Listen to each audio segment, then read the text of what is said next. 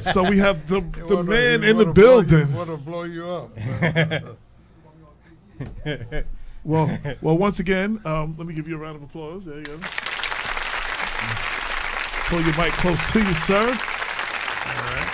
Yes. So, several things. Man, there's so many things I want to talk to you about. First, a lot of people have questions about you being on the ballot, not being on the ballot. So, can you clear that up? We'll start right there and just clear that up for people. Okay. The short answer is no. We're not. We were on. We had row 5, and they. You had a number and everything, yeah. Yeah, and then they decided that I didn't have it, so we appealed that decision. I went to court, lost in court, and the reason was that all of the information was not submitted in a timely manner when we were in court. So it's one of those snafus. We had over 900 and something, ballot signatures that we had researched. If I were younger, I would be going crazy, but since I'm not, so we trying to focus on what the next step should be. One thing is that we won't give up. We think that despite all of the things that we've been faced with, and this is the toughest challenge I've had, I can't even get not from the opponents, but some opponents, but the opponents that you don't normally see. And what it does is it looks at, what is it, power corrupts, absolute power. Right. Corrupts absolutely. Yeah. And we saw this play out, and I think I was put in this position to challenge that.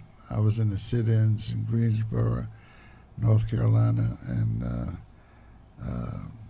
hundreds of years later, I'm fighting something else. So there's always a fight, and we're gonna fight. Now, full disclosure. So I've said it to you last time you were here. I'm working on a book, and in my book, I describe you as probably the Muhammad Ali of black politics, like probably the greatest that ever did it. When you lost to Clinton, everybody thought you was knocked out, but you had one more rope of dope. But honestly, my concern was, like Ali, you might be sticking your head out one too many times. Ali said, "Well, I can come back again." And then he got knocked out by his sparring partner. Yeah, but he wouldn't have known that unless he tried. Well, that's definitely true. I think people look at age, they look at how many times I've done it, and that's not the essence of the conversation. And we were saying that who can do this better? That's the issue. We are in a terrible situation, as you well know. And, absolutely. And it's that's an understatement. Right. And it just gets worse and worse. And this is not on-the-job training. I came in office right after Blackwood. We were in terrible shape then. We ushered it through. I worked 12 years, and we had a $26 million surplus. And I lost to Clinton Young. And one of the big reasons is that they brought in the FBI.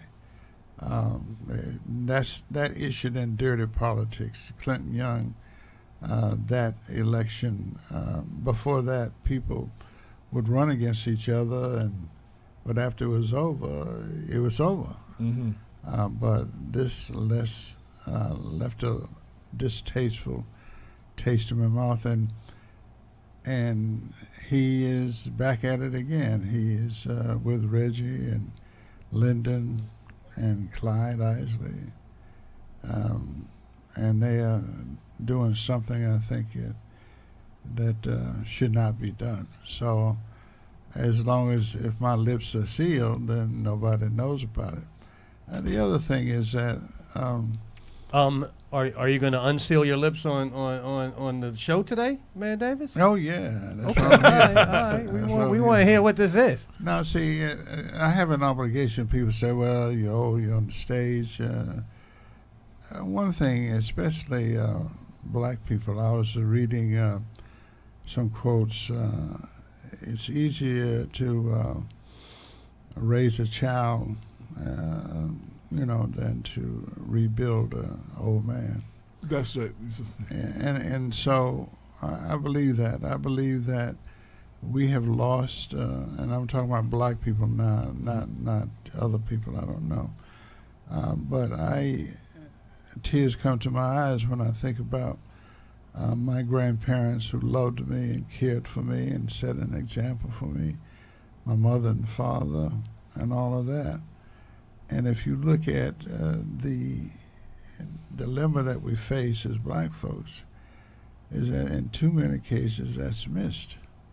And that allows us to be disrespectful of our elders, and disrespectful of understanding that you don't stand here alone. You stand here because somebody made a difference. And I looked at, I brought up the sit-ins in Greensboro, North Carolina.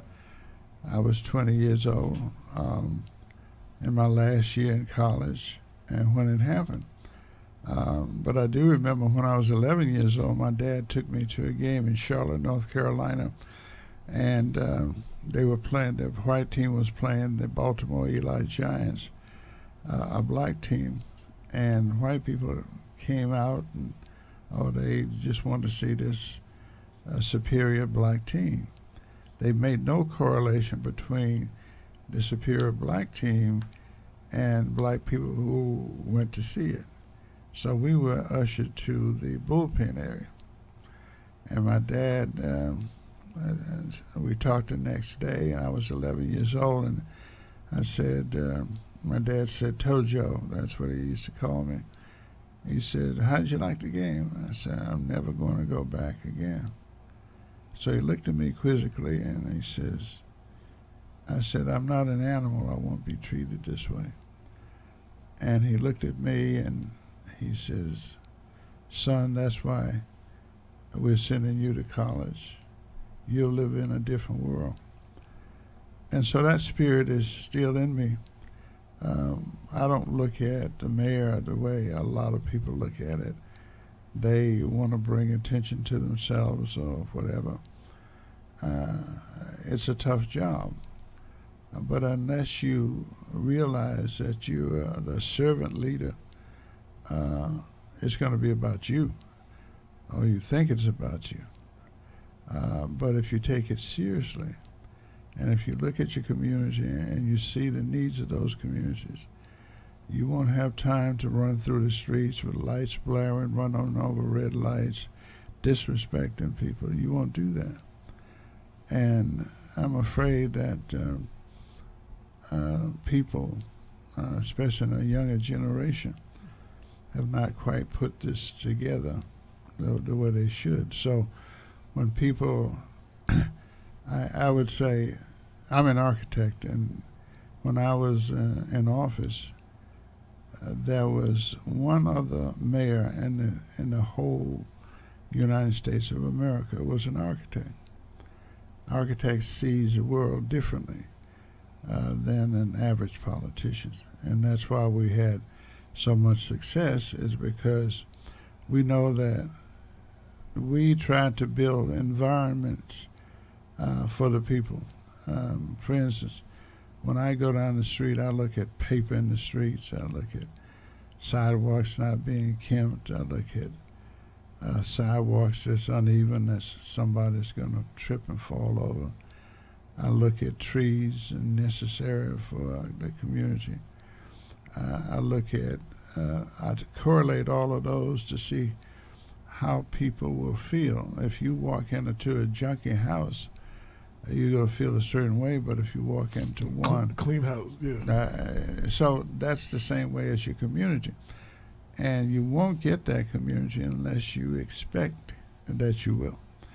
And so there's no time for all this bravado. if you look at the needs of your community. And I'm going to go again to black people. When I say black people, I'm talking about African Americans. We celebrate what the enemy says more than we do what we say. Absolutely. And that's that slave mentality that we have. In Mount Vernon, it plays out. The only thing that we can seem to agree on is something negative.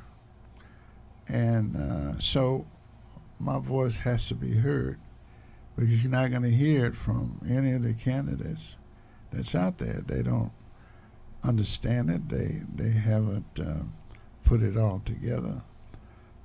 So, for instance, I had more signatures than anybody else, but mine was called out, and we had to bring people in, and still they're fighting to keep me from talking. I find that the community should be in uproar because somebody has misused their power. Why would you do that? Because you think that the ingredient with me in it compromises what they want to do. Otherwise, they wouldn't be doing it. And for me, I have nothing to gain. I've been the mayor more than anybody else. I'm in the advanced age where I don't care too much what you say, but I do care what I do. And I do care that this community is not living up to its creed because it's made some bad choices. How do you take a young man that's never had a real job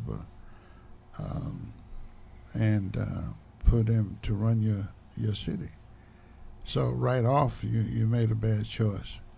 And then right off, your enemies saw that you made a bad choice, and they took advantage of it, and that's what's happening.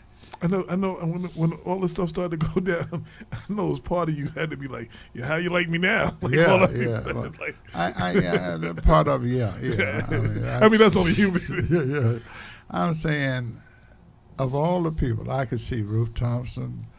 I don't think she's been great, but she wouldn't have been nothing like this because her age would not permit her to do some of the stupid things that. I mean, the latest thing is that you're having a press conference because you got no gas, and you're blaming the controller for it. And now, let me ask you. Okay, yeah. As former mayor, you you're over DBW and all those things and everything. Right.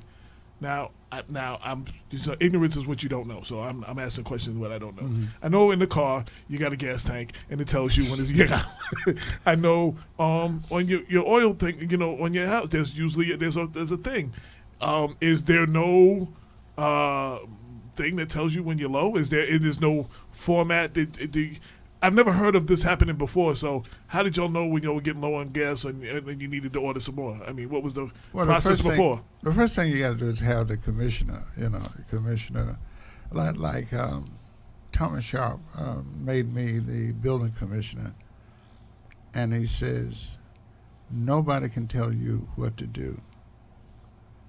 And I don't know what to tell you, because if I could run it, I wouldn't need you.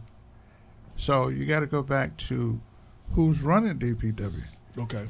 I mean, you got trash.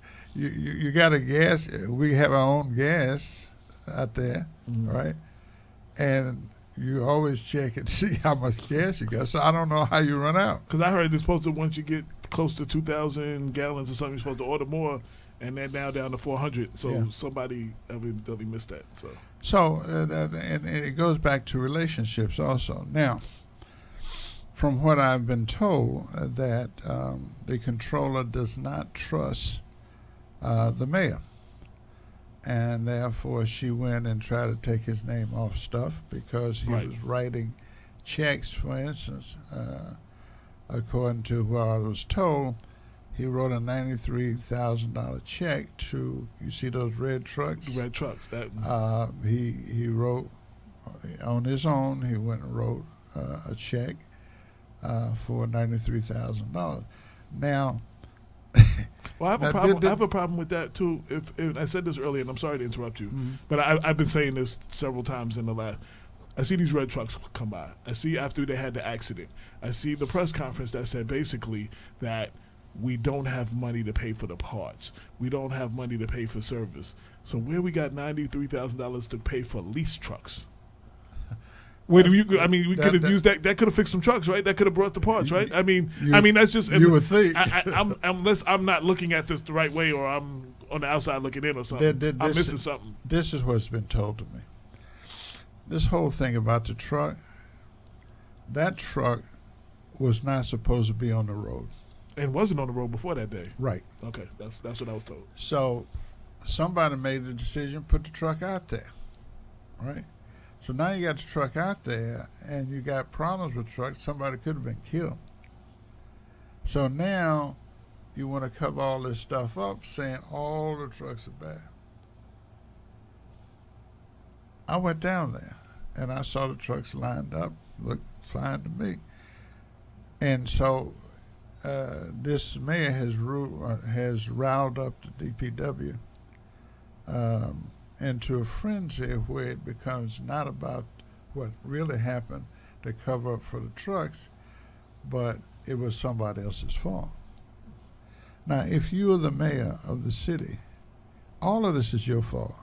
You might not have done it yourself. You might not even know what was happening. But the people, the buck stops with you. The buck stops here. And I interrupt you one more time. My problem, this is me personally, I covered the stories when you were mayor. They weren't all favorable, always, but I covered the stories when you were mayor, and he was city councilman. And my problem is the level that he held your feet to the fire, expectations. He expects nobody's supposed to do that to him. Well, yeah, chickens come home to roost, right? He was trying to get me out of office. He called the feds to investigate the mayor's office, and they did come. Now, right? And Clinton did the same thing, and they're the 1 and 2 worst mayors that we've ever had, because they have. And I told Clinton when I was running against him, why are you doing all of this for a job you can't do? And he was the worst mayor until I think Rich is by far the worst, but it's very dangerous, and I think the community has to learn from that. You have to make an informed decision. Now, you can never guess what somebody actually is going to do, right? But you use your best judgment. Some things you know not to do. And I wanted to say, that brings me to my favorite quote of all times, speaking about Spezio. And he was like, there's just some people you don't take money from. Like, that's my all-time favorite quote. Oh, yeah. But I say to people, I say, look, you're 32 years old. Somebody has elevated you higher than you should be. And I don't care how, in most cases, if people haven't gone through the fire, they don't know it's hot. And but Spezio is a businessman. Can't blame him. He sees an opportunity to take advantage of some situations. He could see, he knew this kid didn't have any experience. I mean, if you're older, you know that. You know this kid, he might sound smart to people who don't know, but he knew that. And so when you put something out there and you take the bait, then guess what? It's over. Even if you want to do right. Right. I agree. So when you've been around a long time, you say, hey, yo, bro. Somebody said, and this is appropriate, he says people would come to him all the time with these great ideas, going to make some money, right? Mm-hmm. He said, that sounds very good. He said, but if this doesn't work, will we go to jail? Say, unless you can tell me we ain't going to jail if this stuff don't work, then get the hell out of here. I ain't doing no stuff like that. But when you're young, and that's if you really want to do the right thing. You're impetuous. You haven't looked at the consequences of your behavior. But I think there's some other stuff that has to be going on that requires mental rehabilitation. I'm not, and I just want to say something too about age, because I don't think you can rule somebody out because they're too old, and you can't sometimes too young. But the age thing, if he had surrounded himself with knowledgeable people, a lot of people go into a job that they don't really know, and right. You surround yourself with knowledgeable people who have been there and know what's up. Advisors, so to speak. You know what I'm saying? Like, nobody goes into the presidency knowing how to run the country. You know what I'm saying? Right. But you have advisors. And I thought that if he had the right advisors around him, that was, again, before the primary and before I knew there was a Joe Spezio, I thought that he could do good. And that honestly was my... Well, I could have told you. No, you did tell me. No, I admitted on the But because I watched it, and don't forget, I knew it since he was a kid. Well, you told me that. And I was hoping for. There's nothing that I would rather seen him do well. But I met with him after he won. He said, "Can I talk to you?" And I said, "Of course." And he came over, and we met 4 times. And we talked about a lot of stuff. I talked about a lot of stuff. He listened. And I said, the people who helped you get elected might not be the ones that you can have in your administration. And I pointed out, I won't say it here, but I pointed out some people that you have to be very careful about. I also told him that, remember, I'm sure my name was on that list somewhere. No, it wasn't. I would have told you. Well, I'm going to say this: for the most part, the mayor took your advice. but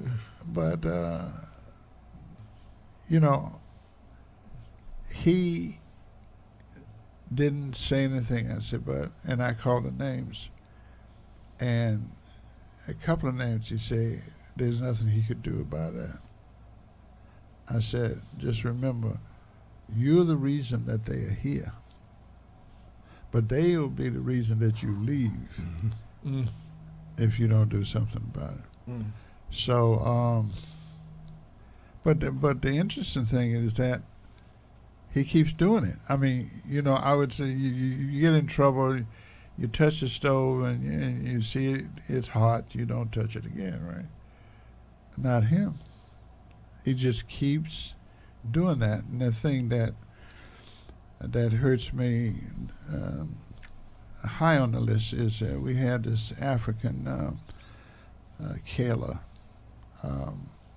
very decent man. He was teaching our children tennis free and all of that.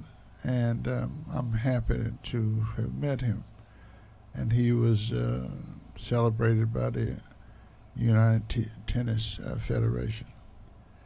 And we got him to manage the tennis. And in the dead of night, this mayor took the police. As a personal Gestapo. Yeah. And the other thing is he's got it on tape. Because Kayla said to me 3 o'clock in the morning that day. It's 12 Well, what do you do? No, but I'm saying I was out there. I came out there like 12:30, and I was out there till at least 3. Okay. And he said, Janelle picked me up and brought me. And he said, what do you do when it's the police blocking you from going in as people are violating your rights? Yeah. I really didn't have an answer for him. I was like, yeah. No. I mean, like, it was just, you could see the pain in his face. Like, that's who I should be able to call if somebody's violating. Right. But it's the police preventing me from getting in. Yeah. And that, yeah. I mean, and look what we have now. They go in, and they tear down the bubble. That bubble is $1 million, Mm-hmm. and they scouted the place, and then to see what wires they're going to cut that caused the bubble to collapse, and that's what did it. And one of them was a fireman on probation. I mean, Figueroa. how do you do stuff like that? And I don't understand how the forces that be let that go on for this long. But I know, Bob, you have a question or two you wanted to ask real quick. Well, I mean, I wanted to reel us back and return to topic that is more immediately related to the mayor's race, and specifically the circumstances under which Mayor Davis has petitioned to ballot for the mayor's offices. This cycle wasn't validated. I wanted to hear more about that.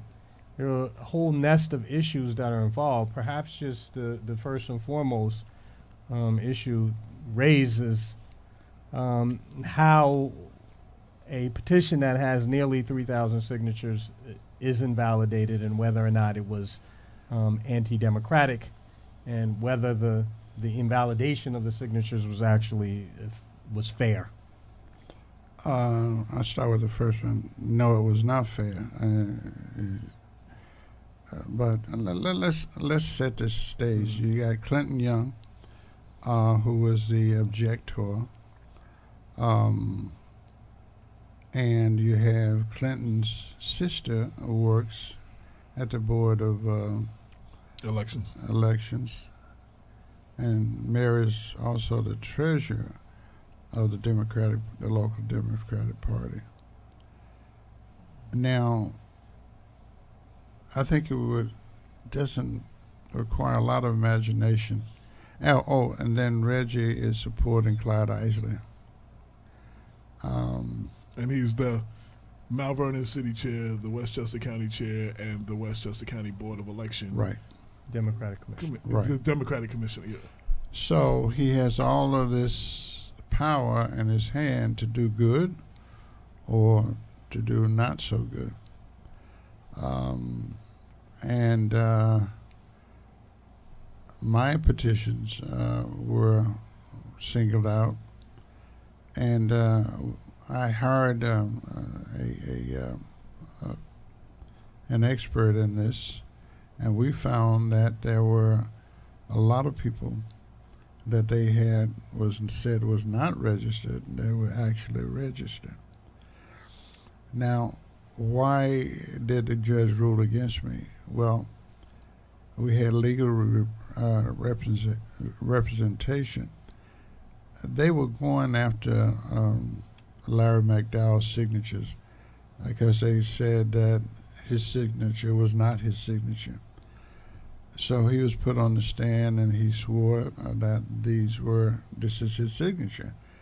I mean, people's signatures are very strange things. I mean, when I was a building commissioner, I signed my name one way, but because all of the things I had to sign, I developed another type of signature. So if signatures change, sometimes people deliberately change them, but I change them because of circumstance. So the board cannot rule on signatures. They're not experts.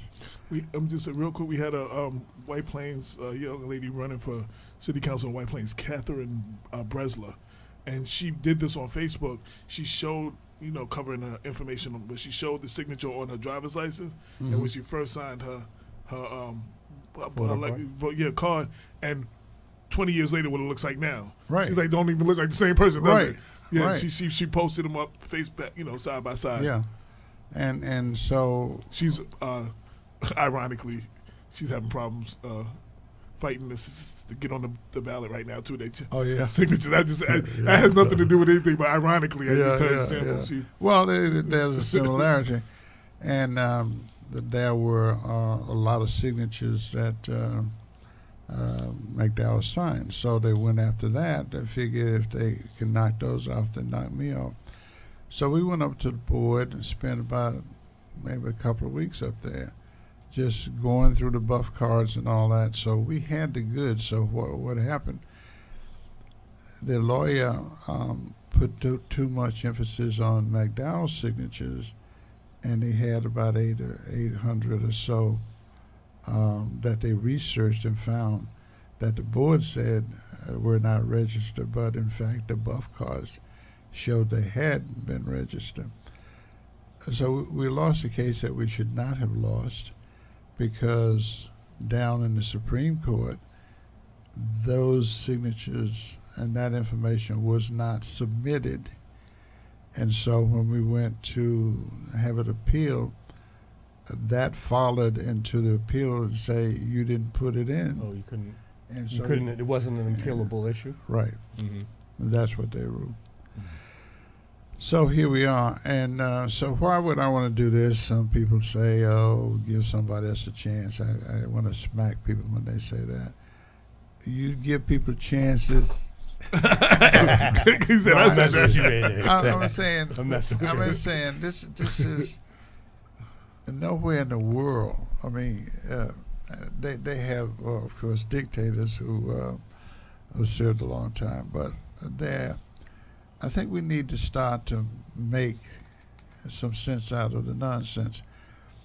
You look at, for instance, I'm an architect, totally unusual to be in politics. And when you walk through the city, you see, you see what we're doing, have done. You see Sanford Boulevard. You see the playgrounds. Memorial Field was messed up by politicians like Lyndon Williams. We have made our mark. The roundabout, all of that stuff comes out of the head of an architect, not a politician. We took people who in the community. All of those parks that you see were done by the community people.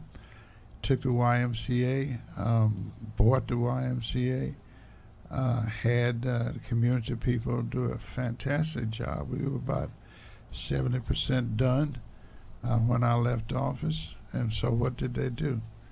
They left it, and you go over there now and you see they ripped the place apart, I hear. When you look at what we're doing at the Stevens House, John Stevens, the founder of the city, we were redoing his place. You don't see anybody doing anything now. I want to interrupt because something just hit me in my head, and I was thinking, and I sometimes forget. So I know I was down in Atlanta late October. I came back just in time and I covered all of that whole voter suppression thing with Stacey Abrams and purging people from the rolls. So now it just made me think. You just said they said a bunch of people who are registered voters are not registered voters. So what happens when they vote? Are they purged from the rolls or something? Will their vote count now? Because they just said that they were not. The reason they weren't good because they were not registered voters. They're gonna vote now.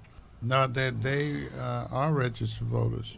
No, but I'm saying, they told you, they said that they're registered. Right. No, we went through the buff cards. Right. They are in fact registered. But my point is, how can you argue that then? You can't have it both ways. If the argument against you was these voters are not registered, and then they vote, and their votes count. I mean, I'm a little confused. A little something. Selective memory. Yeah. Nobody's going to follow it through. They didn't expect me, I'm sure, to go as far as we go. But they will be exposed. I call names. Lyndon Williams. He's always slithering around, starting stuff and try to take his hands off. Memorial Field. I was trying to do 4th Street Playground. I was supposed to get money from the county. He didn't do that. I had to scuffle and get what we could. He's telling people about he's going to save Memorial Field. He's the big, the person that did more damage than anybody else to Memorial Field. And so you got Clyde. He's a recipient of it, so he had to be a participant in it. Clinton, of course, you know, there's nothing too low for him to do. And so here we go. So I had to challenge them because they were wrong. And my attorney made a fatal mistake that we have to live with. So, Mayor Davis, I want to interject for a moment, because the thrust of your remarks thus far regarding this controversy about your disqualification of your petition would understandably raise questions about the role of the Democratic political establishment in the effort to remove you. You're implying that it was some sort of conspiracy. Now, I too, and we've raised on the show many times, concerns about the multiple hats that Commissioner Lafayette wears and the tendency for it to put him in a conflict of interest, where he's making rulings about who's going to run against the candidate that he prefers. And I think that it's high time that we address this. I think it's long overdue. However, I do want to note that the process of challenging a petition is also in place in order to ensure that there is no kind of fraud. Now, to mention it is, I'm not accusing anyone of fraud, but that is the purpose of the challenge itself. And we can raise questions about whether or not people are too quick to resort to the challenge as a way of eliminating people from the ballot that really does substantive damage to the democratic process. But I'm a little concerned about the implication that, you know, the reason that your ballots were invalidated is for no other reason other than that there's a conspiracy to get you off the ballot, and that substantively there are no issues. And I do want to say this, because you know I've been very involved in the political process. I had a chance to look at the petitions that were submitted on behalf of your candidacy. Were it up to me? It's not. I'm not a resident Mount Vernon. I found them to be eye-raising. And I Found say to that be what? I found them to be eye-raising. Oh, eye-raising. Mm. Yes, which is just to say, I'm going to be honest with you, that I thought that they might not sustain a challenge. Okay, did you look at any other petitions? I looked at a few. Did you look at any other petition? I'm aware. You I looked did not. at You didn't. So Mayor Davis. Yes. Mayor Davis. Yeah. Please, because I did not answer you, do not attribute any thoughts to me. I simply didn't answer you. I said I looked at a few. And so, what am I to gain from that observation? What I am suggesting to you is that it would be a mischaracterization to say that your ballots were there was no grounds to believe that some of the signatures might have been invalid. How many would you say? I'm not doubting that some were. That's why we got so many of them. This is a bigger issue. I'll just simply leave it at this: the number of witnesses for your petition. Yeah. Raised some very troubling questions for me as someone who has been involved in the petition process and knows how laborious it is to collect signatures. I don't doubt that there were some. I never said all of them. I had 2,750 of them. Do you think that I couldn't get 750 out of those?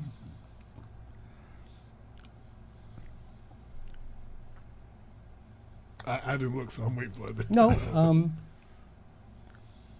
I am going to accept the ruling of the court, whether it be because I'm accepting it. You have no choice. I have no choice. So I mean, But what you don't. what I'm trying to say politely is you actually did have your day in court where you should have been allowed. I understand there was a technical glitch in your defense, but you should have had an opportunity to rebut the challenge, the contention that the signatures were invalid, and so we could have actually come to some sort of shared understanding. Because now we don't. You're really saying, Bob, I was cheated. No, I didn't say that. I don't want to leave you to say I was cheated. I'm saying that my lawyer didn't. We came up. See, I heard when I saw the signatures, I see what you see. I'm not gonna. There are some people who might not be up front, so I brought in another expert to go over those petitions. It wasn't like I'm sitting here saying all is well. I'm saying that out of the 2758 signatures, more than anybody else, do you think that my petitions are the only one that would be suspect? I knew I was going to be targeted. And so I brought in somebody from Atlanta, Georgia, to look over them. I went and got extra ones because I knew that could be some problem. I'm not saying I was cheated. What I'm saying to you is that we had enough signatures to get on the ballot. So if I weren't cheated, I guess you're saying then what happened? What happened is that we went through the buff cards and all of that, and the objectives, we went line by line just like they did, and we were picking up on an average of 6 or 7 per sheet. A valid signature. Valid signature. Yes. Mm. And so what I'm saying is that, all due respect to the lawyer, she overestimated or whatever. She was just, looking at Larry McDowell's because that's had the greatest amount.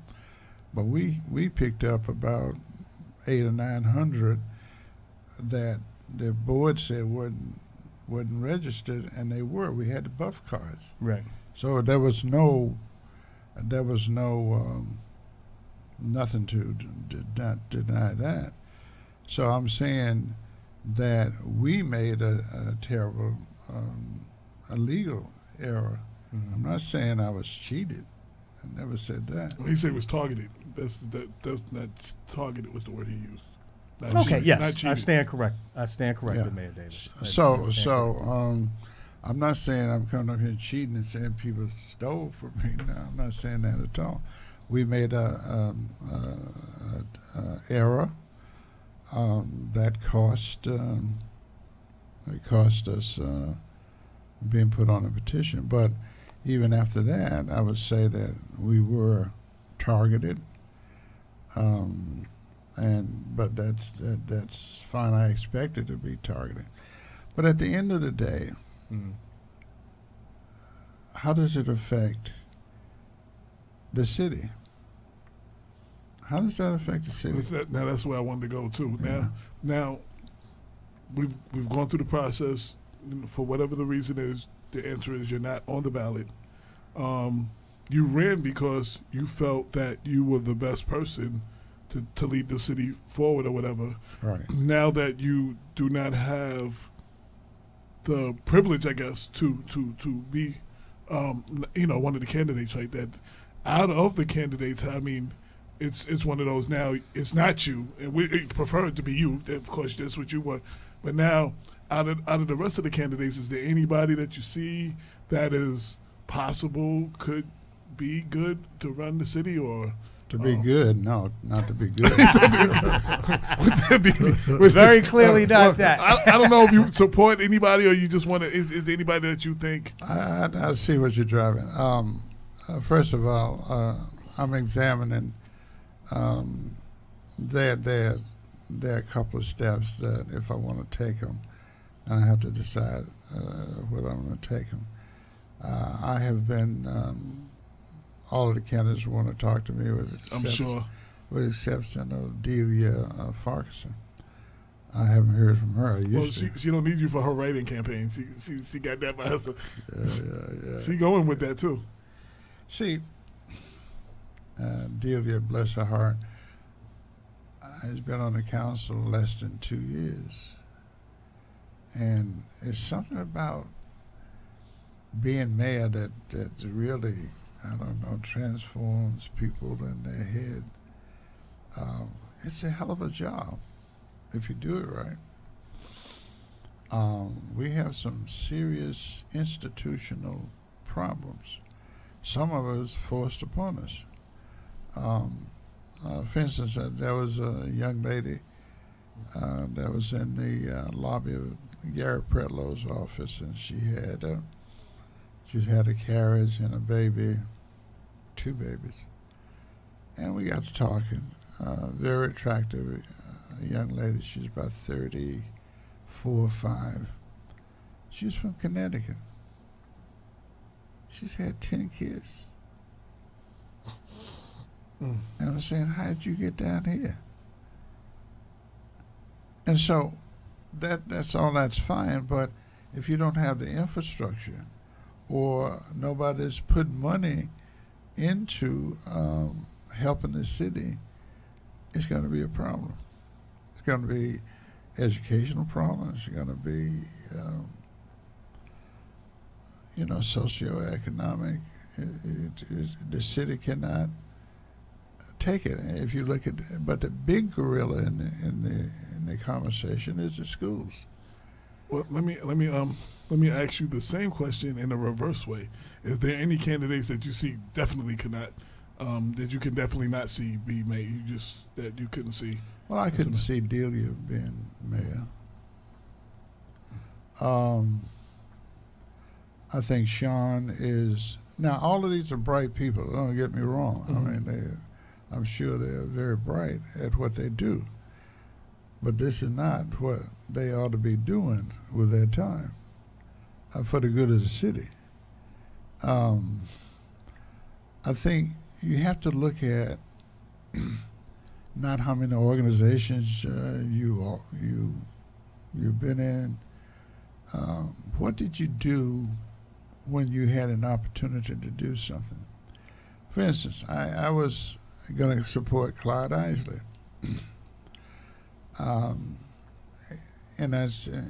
we set up, I said, you got to do something about this Memorial Field issue. And set it up. And I said, because you were the former commissioner of police, your word will have a lot of meaning. But you got to call for an investigation of why you take the police and misuse the police to do damage to a business. And to me, that's terrible. To me, that there's no forgiveness for that. And he didn't do it. And I said, well, what? And he came back, he wanted to support, and I said, first of all, you didn't do what we agreed that you were going to do. Wow. So Mayor Davis, you called him and asked him. Yeah, I set it up. At the height of the controversy to try to bring some clarity to the issue. Yeah, it should be investigated. You cannot take the police department or any other department and misuse it to abuse people. And that's what was done. And so he said, he called the Scarpino's office. I said, but Scarpino's not running for mayor. Knock on the door. You running for mayor. Mm-hmm. So to me, that shows a lack of understanding what your role would be and how long will you take to learn that. He's an intelligent person. I mean, likable guy. And then you take Sean. Sean was a member of a despotic regime. Did a lot of damage to people. And how do you explain that? Maybe she has an explanation, but certainly you ought to bring it up. I like Andre, but Andre, and I to give him credit, I worked with him, and he was the one that spearheaded the stopping Richie from marching and tearing down the tennis courts and all that. He got the restraining order, and the other council people didn't want to help him, so he stood up. I give him credit for that. But if he could put people around him, and that's a big if, and that's a danger that all politicians have in administrative. You know the guy, and he worked on the campaign, and you might even be related to him. Well, yeah, I don't agree with that. The current administration asked me 3 times what commissioner position I wanted. I didn't take. I mean, but some people did. Yeah, no, I know, but I'm saying I was asked 3 times. Yeah, but that's you personally. Yeah. So I'm agreeing with you. Not that I wouldn't have put my whole and I would have tried to learn everything, but I thought Mount Vernon was in this position right now. It didn't need nobody who needed to learn on the job. We needed some people that knew what to do when they got in there. You know what I'm saying? And that's why I didn't even. The reason, my reasoning, that I didn't need to run for mayor. I mean, I wasn't bored, but so do you think that anybody, like you said, Andre, if he had surrounded himself with certain people, if one of the mayoral candidates, Andre or one, wanted your input, you know what I'm saying, on how to move the forward in the administration, would you be open to that? Or? Oh, absolutely, because I love my city. I think that I'm from that generation that believes that you'll be judged by what you did for others, not for what you did for yourself. When I see people on the garbage trucks, I know I put them there. I see people in the fire department, put them there, police department. I didn't, some appreciated it, some didn't. But I'm very clear about what I did. And I will never regret. I will not lay my head down and be ashamed of what I did to people or for people. Unfortunately, we're coming to the end of the show. Any last words? It's actually a couple of minutes over. I think it's time for Mount Vernon to rise up and be the city it can be.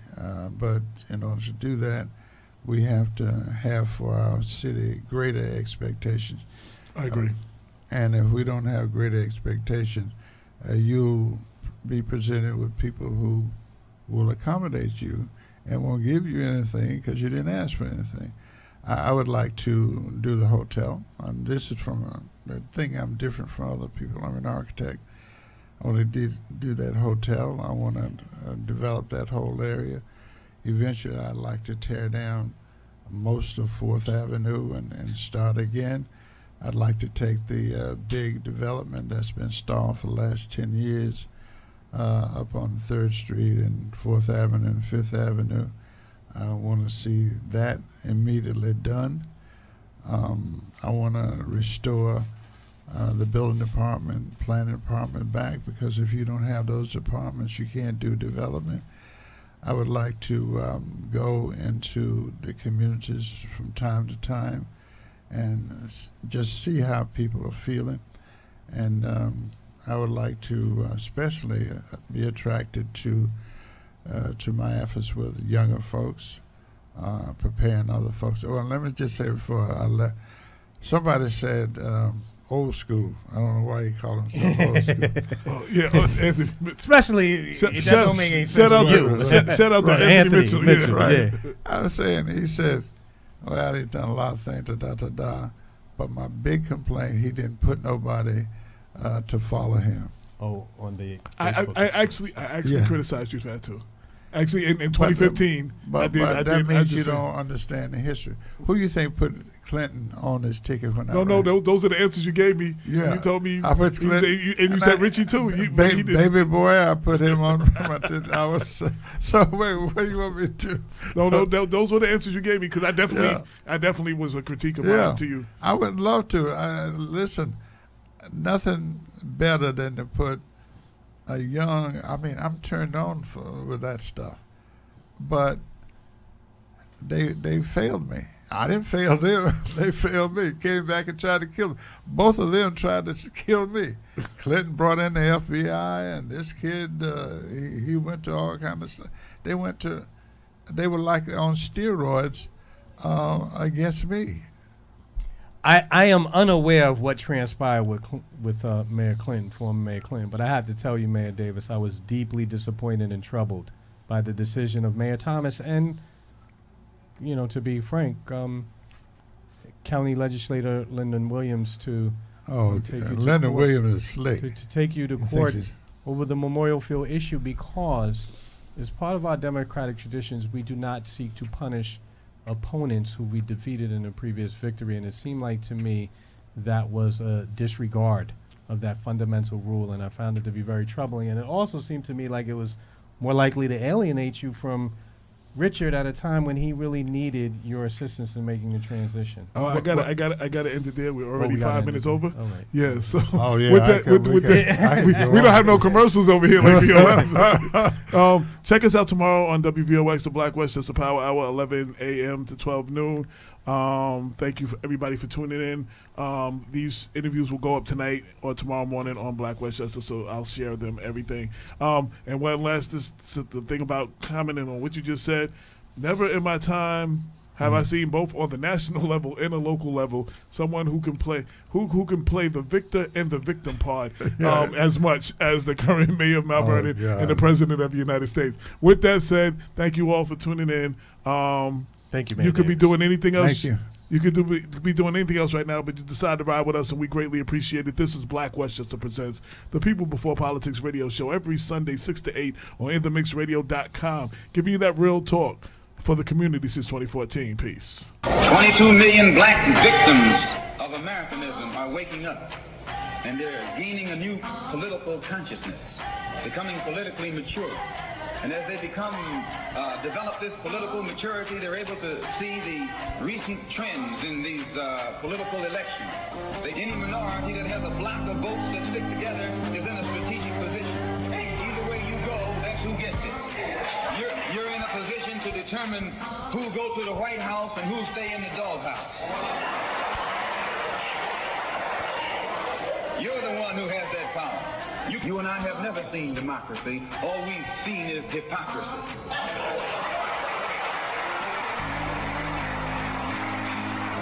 When we open our eyes today and look around America, we see America not through the eyes of someone who has enjoyed the fruits of Americanism. We see America through the eyes of someone who has been the victim of Americanism. We don't see any American dream. We've experienced only the American nightmare. We haven't benefited from America's democracy. We've only suffered from America's hypocrisy. And the generation that's coming up now can see it and are not afraid to say it. And are not afraid to say it. And are not afraid to say it. And are not afraid to say it. And are not afraid to say it. And are not afraid to say it. And are not afraid to say it. And are not afraid to say it. And are not afraid to say it. And are not afraid to say it.